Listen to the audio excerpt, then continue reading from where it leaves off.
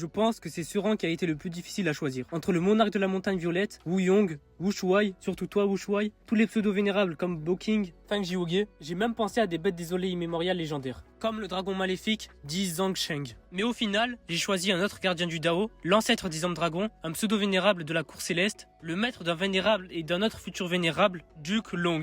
Déjà, pour commencer, la première fois qu'il agit, il va à la frontière sud, il combat le reste de la secte de l'ombre et tue le monarque de la montagne violette. Mais en plus de ça, il capture le reste de l'âme d'âme spectrale. En fait, à chaque fois qu'il apparaissait, un mot me venait à l'esprit, menace. Mais pas menace, mais menace.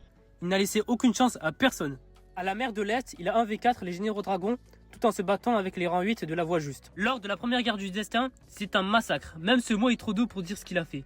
Il n'a laissé aucune chance à personne, que ce soit les plaines du Nord, le palais des dragons, la mer de l'Est, la frontière sud, ou même le dragon maléfique Di Zhangsheng. Et Fang Yuan n'ont rien pu faire. Puis, dans la deuxième guerre du destin, c'était pareil. Un peu avant, il a 1v1 l'ancêtre de la mer de Qi, et il perd de la durée de vie. Mais au lieu de montrer sa faiblesse, il dit que les méthodes qui touchent à la durée de vie ne l'affectent pas, pour mettre l'ancêtre hors de jeu. Puis, durant la guerre, le goût destin est détruit, la cour céleste est au plus bas, mais il continue, il dit ne perdez pas espoir, on peut le raffiner, il va renaître dans le futur.